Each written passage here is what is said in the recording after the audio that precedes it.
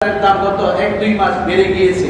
এজন্য রানী হিসাব না করে খায়রুল উমুরে আওসাতুহা, মধ্যম পন্থী হচ্ছে আপনার উত্তম। শুধুমাত্র যাকাতের সময় কিন্তু রমজান মাস নয়, শুধুমাত্র এটা হিসাবের সুবিধার্থে ওই রমজান থেকে এই রমজান 1 বছর হিসাবের সুবিধার্থে সওয়াব বেশি অর্জনের জন্য আমরা রমজানে যাকাত দিয়ে থাকি। আসলে কিন্তু যাকাতের মৌসুম রমজান মাস নয়, সেটা আপনার রমজানের আগে, সেটা আপনার মনে করেন শাবান মাসে হতে পারে, যে যেভাবে যাকাত দিয়ে থাকেন, তবে সওয়াবের আধিক্যতা আমরা সেভাবে দিয়ে থাকি। সেই হিসাব করে বর্তমানে আপনারা যে দাম আছে, যেমন রডের দাম এখন অনেক বেশি, সিমেন্টের দাম এখন অনেক বেশি, এটা হচ্ছে অনাকাঙ্ক্ষিত। এর জন্য ওই হিসাব না করে লিভারের যে দামটা থাকে সেই হিসাব করে যাকাতের সম্পদ আপনার দিতে হবে। মানুষের উপরে আল্লাহ তাআলা ইসলাম কখনো চাপিয়ে দিতে চান না। কোরআনের আয়াত আল্লাহ তাআলা ইরশাদ করেছেন, লা ইউকাল্লিফুল্লাহু নাফসান ইল্লা উসআহা।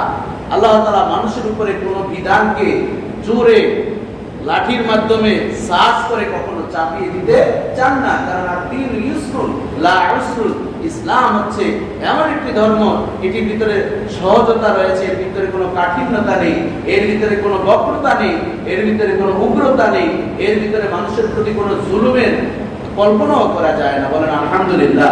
এই জন্য আমরা বর্তমান প্রেক্ষাপটে আপনি মধ্যম ক্যাটাগরির হিসাব করে 50 থেকে 60 হাজার টাকা যাদের সাংসারিক খরচের পর যাদের ঘরে থাকবে তাদের উপরে যাকাত ফরজ হবে, সেই হিসাব করে আমরা যাকাত দিয়ে দিব। এরপর হচ্ছে যাকাতের জন্য নিয়ত করা। আপনি যে যাকাত দিবেন এটা নিয়ত হয়ে যায়।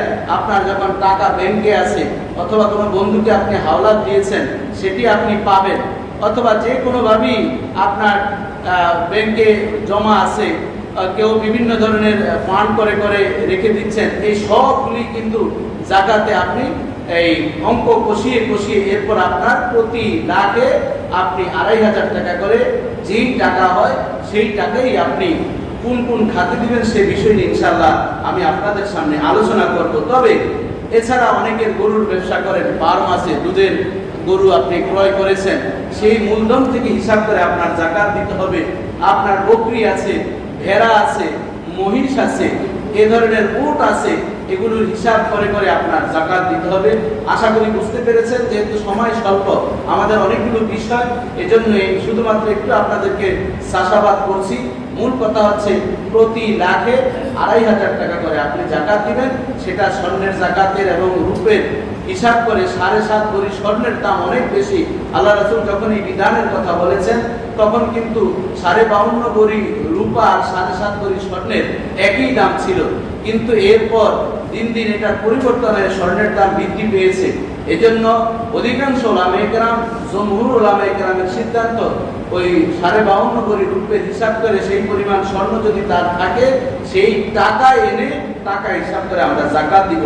আল্লাহ তাআলা যাকাতের গুরুত্ব সম্পর্কে পবিত্র কোরআন কারীমের সূরাতুত তাওবা ইরশাদ করেন, বিসমিল্লাহির রাহমানির রাহিম, খুয মিন আমওয়ালিহিম সাদাকাতান তুতাহহিরুহুম ওয়া তুযাক্কিহিম।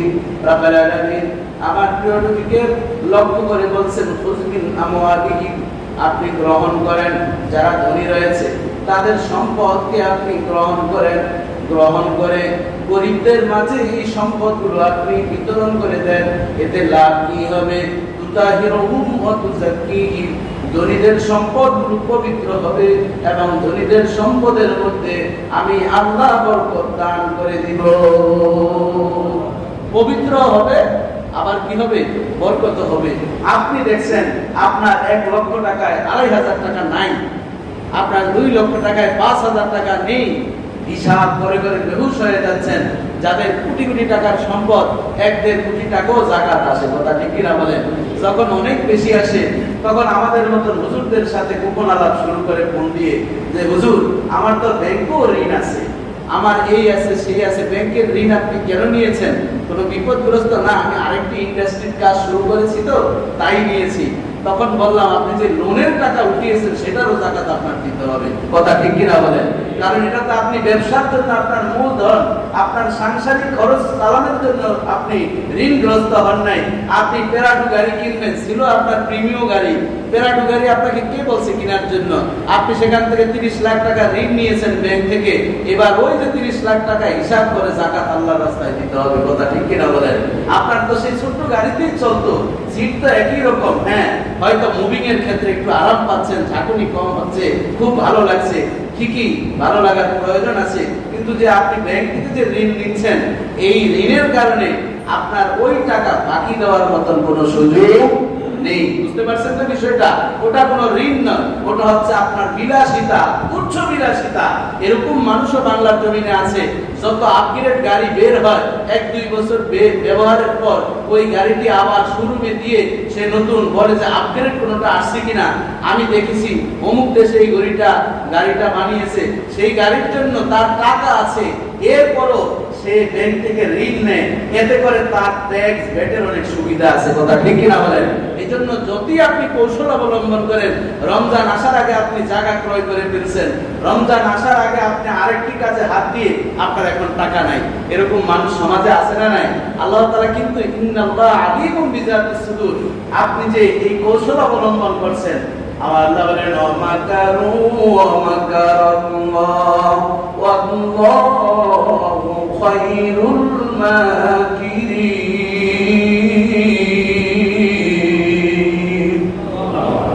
আল্লাহ বলেন, ও দুনিয়ার মানুষ, তোমরা দুনিয়ার জমিনে যতই ষড়যন্ত্র করো না কেন, যদি তোমরা বুদ্ধি পাকাও না কেন, যতই তোমরা আমাকে ঠকানোর জন্য প্রজেক্ট প্রোফাইল তুমি তৈরি করো না কেন, আল্লাহর ষড়যন্ত্র নয়, আল্লাহর কৌশলটা তোমাদের কৌশলের চেয়ে অনেক বেশি। আল্লাহ তাআলা অনেক কৌশলকারী। যুদ্ধের ময়দানে কিভাবে বদর যুদ্ধে 1000 কাফেরের বিরুদ্ধে 313 জন সাহাবীকে, আল্লাহর লড়াকু সৈনিকদেরকে কিভাবে জয় করাতে হয়, সেই প্রোফাইল আল্লাহ আগেই সেট করে রেখেছেন। জোরে জোরে বলেন আল্লাহু আকবার। সেই বদর দিবস আজকে, সেই রক্ত ঝরা ইসলাম, সেই নবীর আমরা ওয়ারিস, সেই বিষয়টি ইনশাআল্লাহ কথা বলবো।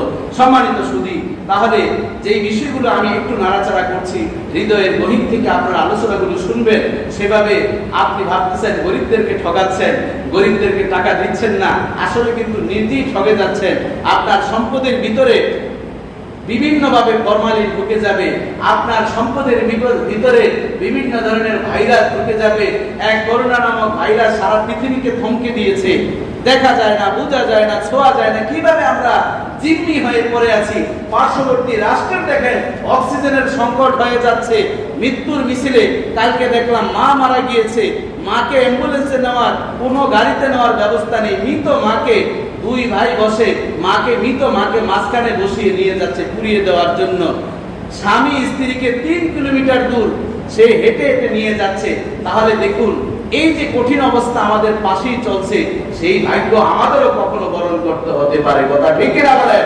এজন্য সম্পদের লোভকে একটু ছেড়ে দিন। এই সম্পদ সব আপনার পরে থাকবে, এই সম্পদ আপনার কি হবে সামনেই চলে এসেছে তার কথা। রাসূলুল্লাহ সাল্লাল্লাহু আলাইহি ওয়াসাল্লাম ইরশাদ করেন, লা সালাতা লিমান লা যাকাতা লাহু, যে যাকাত আদায় করে না তার নামাজ কখনো পরিপূর্ণ হবে না।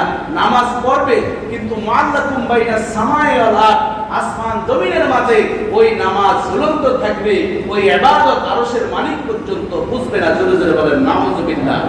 বাবা জীবন বিশ্ব পয়গম্বর বলেন, মা মানা কওমুস যাকাত ইল্লা ফাবিসাআনুকুমুল মাদাল, যেই জাতি যাকাত দিতে অস্বীকার করে, যেই জাতি যাকাত দিতে চায় না, আল্লাহ সুবহানাহু ওয়া তাআলা গুসা করে ওই জাতির উপর আকাশের বৃষ্টি, রহমতের বৃষ্টি বন্ধ করে দেন। নাউযুবিল্লাহ বলেন। এজন্য বাবা জীবন আমরা দেখতে পাচ্ছি এত গরম, বৃষ্টি নাই, সালাতুল ইস্তিসকা করা হয়, আল্লাহর দরবারে কান্নাকাটি করা হয়। আল্লাহ এমন রেগে বসেছেন, রহমতের হিমেল হাওয়া অন্যান্য সময় আমরা দেখতে পেরেছি। রমজানুল মুবারক আল্লাহ সুবহানাহু ওয়া তাআলা এত অসন্তুষ্ট হয়ে পড়েছেন, যেভাবে বৃষ্টি হওয়ার প্রয়োজন সেই বৃষ্টি এখন আমাদের মাঝে দেখতে পাই না। কথা ঠিক কিনা বলেন? কারণ আল্লাহ বলেছেন স্পষ্ট, মা মানা কওমুস যাকাত ইল্লা হুবিসাআনহুল মাদার, যেই জাতি আল্লাহর রাস্তায় দান করে না, গরিবের হক আদায় করে না, সেই জাতির উপর আল্লাহর রহমতের বৃষ্টি আল্লাহ বন্ধ করে দেন। জোরে জোরে বলেন নাউযুবিল্লাহ। এজন্য বাবাজি বন্ধুরা আমার, গরিবের হাতে আপনি খাবার তুলে দিবেন, গরিবকে নতুন পোশাক দিবেন, সেমাই চিনি দিবেন। হাদিস শরীফে এসেছে আল্লাহ তাআলা হাশরের ময়দানে ডাক দিয়ে বলেন, ও বান্দা, আমি তোমার কাছে খাবার চেয়েছিলাম, তুমি আমাকে কেন খাবার দাওনি? বান্দা বলবে, আনতা রাব্বুল আলামিন, ও আল্লাহ, আপনি তো বিশ্বের প্রতিপালক, আপনাকে কিভাবে আমরা খাবার দিব, আপনি কোথায়, সে বিষয় সম্পর্কে আমাদের তো জানা নেই। তখন আল্লাহ ডাক দিয়ে বলেন, আওয়া আলেমতা, তুমি কি জানো না আমার ওই বস্তির মানুষটি না খেয়ে আছে, সে আমার দিকে তাকিয়ে আছে, আমি বারবার তোমার প্রতি রহমতের দৃষ্টি দিচ্ছি, তোমার ভিতরে এমন এক ইবলিস বসে আছে, সে তোমাকে প্রতারণা করে তার থেকে দূরে সরিয়ে ফেলেছে, তাকে তুমি খাবার দিতেও যাও নাই, তোমার প্রতিবেশীর খবরও নেও নাই। যদি তার খবর নিতে, তাকে খাবার দিতে, আমি আল্লাহ সেই খাবার পেয়ে যেতাম। হাশরের ময়দানে আল্লাহ ডাক দিয়ে বলেন, ও ইবনে আদম, আমি তোমার কাছে পানি চেয়েছিলাম, তুমি আমাকে পানি দাওনি। ওই ইবনে আদম বলতে থাকবে, আনতা রাব্বুল আলামিন, তুমি তো হচ্ছো সারা পৃথিবীর মালিক, কিভাবে তোমাকে পানি দিব, কোথায় তোমাকে পানি দিব আল্লাহ?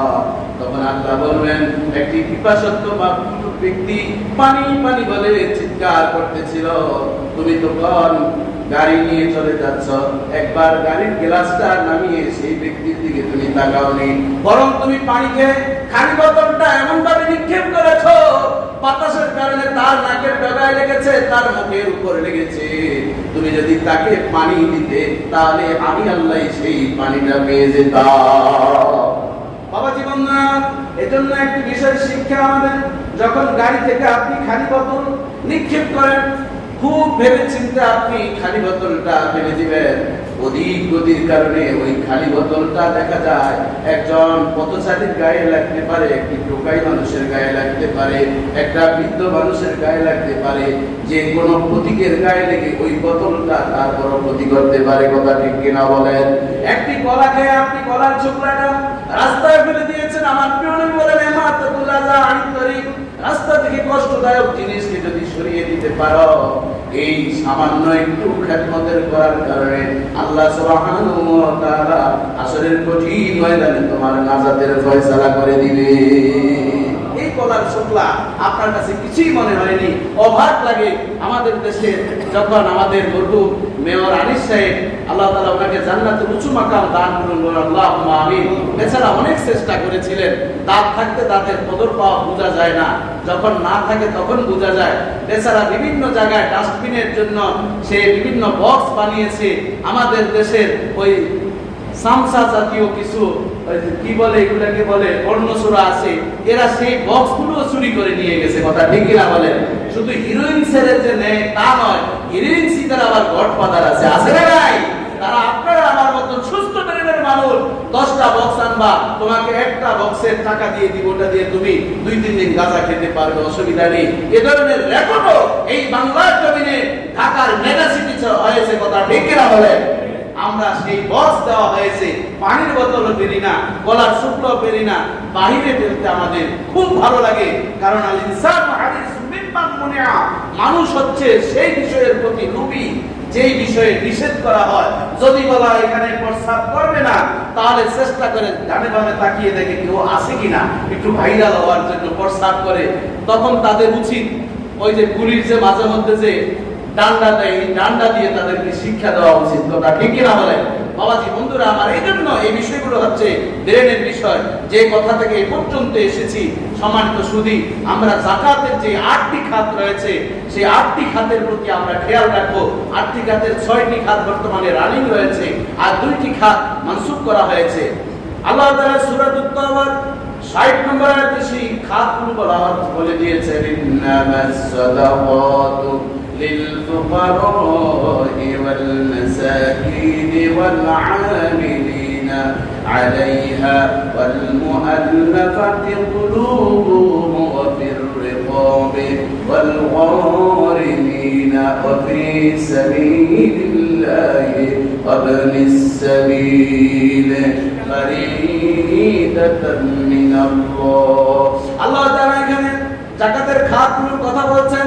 এক নম্বর যাকাতের খাত বলছেন লিল ফুকারা, যারা ফকির মামলা শাইউল্লাহ, যার কিছু নাই, ওয়াল মাসাকিন, এবং মিসকিন, যার কিছু আছে কিছু নাই, কত দরিদ্র মানুষগুলোর মাঝে যাকাতের টাকা তোমরা দিয়ে দাও। তিন নম্বরে বলেছেন ওয়াল আমিলিনা আলাইহা, যারা যাকাত উত্তোলনের কাজে জড়িত রয়েছে তাদেরকে তোমরা এই যাকাতের টাকা দিতে পারো। চতুর্থ নম্বর হচ্ছে ওয়াল মুআল্লাফাতে কুলুবুহুম, মুআল্লাফাতে কুলুব বলতে ইসলামের দিকে আকৃষ্ট করার জন্য যাকাত তোমরা দিতে পারো। তবে এই বিষয়টি বর্তমানে মানসুখ করা হয়েছে। এতে ইখতিলাফ উলামায়ে কেরাম এবং বিভিন্ন সাহাবায়ে কেরাম এই বিষয়টি বলেছেন, এতে করে মুসলিম ও মুসলিমদের মাঝে সাংঘর্ষিক হতে পারে, এই জন্য এই বিষয়টি মানসুখ। অবিরেকা দাস প্রথার ক্ষেত্র উচ্ছেদ করার জন্য যাকাতের কথা বলেছেন। যেহেতু এই আয়াত যখন নাযিল হয়েছে তখন দাস প্রথা ছিল, এখন আর দাস প্রথা নেই। এজন্য ওয়াল মুআল্লাফাতে কুলুবুহুম ওয়া ফির রিকাব, অর্থাৎ অমুসলিমদেরকে আকৃষ্ট করার জন্য যাকাতের টাকা দেওয়া এবং দাস দাসীদেরকে মুক্তির জন্য টাকা দেওয়া, এই দুইটি বিষয় মানসুখ। এছাড়া আল্লাহ সুবহানাহু ওয়া তাআলা এরপরে যেই খাতের কথা বলেছেন অল গারিমিন, যদি কোনো ঋণগ্রস্ত ব্যক্তি তার টাকা নেই, ঘর থেকে বের হতে পারে না, আর টাকার জন্য মানুষ টাকা চায়, ওই ঋণগ্রস্ত ব্যক্তি একসময় কোটিপতি ছিল, এখন সে বিভিন্ন কারণে ব্যবসায় ধস নেমে সে গরিব হয়ে ঋণের বোঝায় সমাজের মুখ দেখাতে পারে না, সেই পূর্বকার কোটিপতিকেও আপনি আপনার যাকাতের অংশ দান করতে পারেন। তাহলে আপনার বন্ধু বিশাল সম্পদের মালিক ছিল, যে কোনো কারণে সে ক্ষতিগ্রস্ত হয়েছে, এই অবস্থায় সে যদি এমন গরিব হয়ে যায়, আমি গত কয়েকদিন আগে আমার এক বন্ধু আমাকে ফোন করে বলছেন, আমাদের বাড়ি ভাড়ায় অফিস ছিল, 1 লক্ষ টাকা অফিসের ভাড়া দিত। কোন এক সময় ওই বেচারার অফিসে আমরা কয়েক বন্ধু মিলে বিশেষ এক কাজে গিয়েছি, আমরাও ওয়েটিং রুমে কিছু সময় বসে থাকতে হয়েছে। সেই ব্যক্তির কথা গত 2-3 দিন আগে, ওই কোম্পানির নাম বললে আপনারাও চিনবেন, অনেকেই চিনবেন, সেই কোম্পানির এমডি তার যে সিকিউরিটি ছিল তাকে গত কয়েকদিন আগে ফোন করে বলছে, মনির আমাকে 200 টাকা যেভাবেই হোক একটু পাঠাও, আমি একেবারে শেষ হয়ে যাচ্ছি, ওষুধ খাবো, ওষুধের টাকা নাই। তাহলে অতিরিক্ত ইয়া মুদাওয়াইনুহা বাইনান নাস, ক্ষমতা অদল বদল করার মালিক কে? সে আল্লাহ আছেন না নাই? আগের চেয়ে বুড়া হয়েছেন না এক অবস্থায় আছেন? আল্লাহ তাআলা কখনো বুড়ো হন না, আল্লাহ তাআলার কোনো লয়ও নেই, ভয়ও নেই, সেই আল্লাহকে ভয় করার দরকার আছে না নাই? সকাল বেলার ধনীরে তুই ফকির, সন্ধ্যা বেলা নদীর এপার ভাঙ্গে ওপার করে, এই তো নদীর খেলা। বাস্তব ঘটনা বলছি, আপনাদের মসজিদ থেকে হেঁটে গেলে সর্বোচ্চ 2 মিনিট লাগবে ওই অফিসটা, না হলেও আমি 20 থেকে 30 বার ওই অফিসে আমি গিয়েছি। কত আদর আপ্যায়ন, ওই এমডি সাহেবের কাছে গেলে তিনি ব্যক্তি হিসাবে ভালো ছিলেন, কিন্তু তারা বেশি বড় লোক হতে গিয়ে সুদের সাথে জড়িত হয়ে ঋণ এমন পরিমাণ নিয়েছেন, ওই ঋণ তাকে পাশ এমন গলায় লাগিয়ে দিয়েছে। গতকাল আমার লাইভ ছিল, আমি আলোচনা করেছিলাম রিজিক কেন মানুষের কমে যায়। তার মধ্যে 1 নম্বর বিষয় হচ্ছে পাপের কারণে রিজিক কমে যায়, এরপরে 2য় নম্বর এসেছে সুদের কারণে রিজিক কমে যায়, 3য় নম্বর হচ্ছে অকৃতজ্ঞ হওয়ার কারণে রিজিক কমে যায়, 4র্থ নম্বর কারণ হচ্ছে দাঁড়িয়ে দাঁড়িয়ে কোনো খাবার খাওয়া, সেটা পানি হোক খাবার হোক, বাম হাতে দাঁড়িয়ে দাঁড়িয়ে খাবার খাবেন, রিজিক কমে যাবে। 5ম নম্বর হচ্ছে দাঁড়িয়ে প্রস্রাব করবেন, রিজিক কমে যাবে। প্রস্রাব পায়খানার জায়গায় উযু করবেন, সেখানে রিজিক কমে যাবে। প্রস্রাব পায়খানা বলতে আমাদের শহরের যে পদ্ধতি, হাই কমেন্ট থাকে, লো কমেন্ট, সেটা উঁচু জায়গায় থাকে, কিন্তু অনেক জায়গায় আছে যেখানে প্রস্রাব করা হয় এর পাশেই সমান্তরাল জায়গায় উযু করা হয়, সেই জায়গায় উযু করবেন, তাহলে আপনার রিজিক কমে যাবে। 6ষ্ঠ নম্বর হচ্ছে তাড়াহুড়া করে যে নামাজ পড়বে তারও রিজিক কমে যাবে। জোরে জোরে বলেন নাউযুবিল্লাহ। এই বিষয়গুলো আমি আলোচনা করেছি, প্রসঙ্গক্রমে এসেছে, আমরা এই বিষয় থেকে ইনশাআল্লাহ হেফাজত হব। আরেকদিন জুমায় সুযোগ হলে বিস্তারিত আলোচনা করব, যেহেতু সময় আমাদের একেবারে শেষের দিকে। অফিস সাবিলিল্লাহ। 6ষ্ঠ নম্বর হচ্ছে আল্লাহর রাস্তায় আমরা দান করব। বিভিন্ন এতিমখানা রয়েছে, বিভিন্ন মাদ্রাসা রয়েছে, অনেক গরিব অসহায় দুস্থ রয়েছে, একটা টিউবওয়েল কিনে দিলেন, ঘর মেরামতের কাজ সুযোগ করে দিলেন, বিভিন্ন কাজে সহযোগিতা করবেন। অফিস সাবিলিল্লাহ আপনি সাবিল, এবং রাস্তার পথিক কোটিপতি ছিল, হঠাৎ রাস্তায় ছিনতাই সব দিয়েছে, তার ভাড়ার জন্য আপনি যাকাত ফান্ড থেকে দিয়ে দিতে পারবেন, আল্লাহর পক্ষ থেকে এটি ফরজ। আমরা তাহলে মাসারিফুল যাকাত নিয়ে, যাকাতের খাত নিয়ে কথা বলেছি। যাকাতের নিষিদ্ধ খাত হচ্ছে কোন ধনাঢ্যবান ব্যক্তিকে আপনি যাকাত দিতে পারবেন না, আপনার নিজের মা, আপনার নিজের সন্তানকে, আপনার নিজের শ্বশুর শাশুড়িকেও আপনি যাকাত দিতে পারবেন না। অনেক সময় শ্বশুর বাড়ির আনন্দ উপভোগ করার জন্য স্ত্রী বলতেছে আমার বাবা তো পেনশন পায় অল্প, মাত্র 15-20 হাজার টাকা, চলতে পারে না, কিছু যাকাত দাও, এটার কোনো সুযোগ নাই।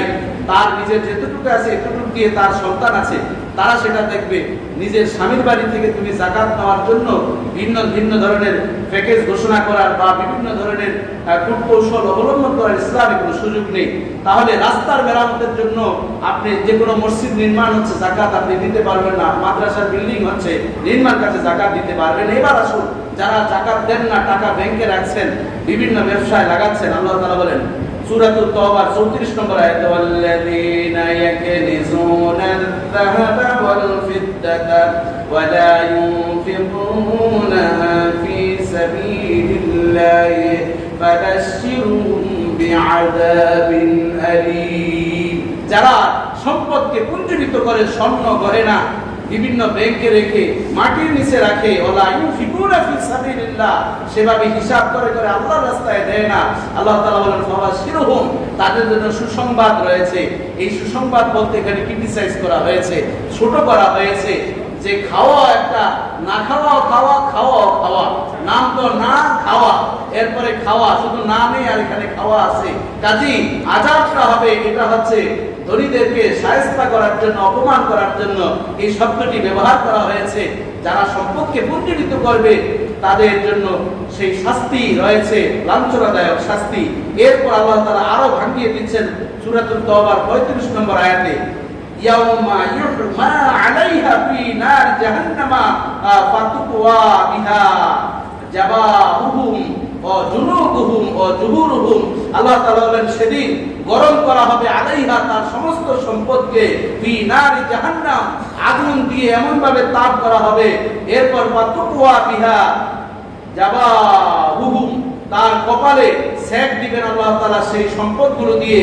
অজুনুবুহুম অজহুরুম, তার পিঠে, তার পাশে, অর্থাৎ ওই সম্পদকে এমন উত্তপ্ত করে তাকে বিভিন্ন ভাবে শাস্তি দেওয়া হবে। এভাবে আল্লাহ তাআলা বলেন তাদের জন্য মা কানাস্তুম, যারা আল্লাহর রাস্তায় দান না করে সম্পদকে রেখে দিয়েছে, তাদেরকে তাদের সম্পদ দিয়েই তাদেরকে উত্তাপ করে এভাবে শাস্তি দেওয়া হবে।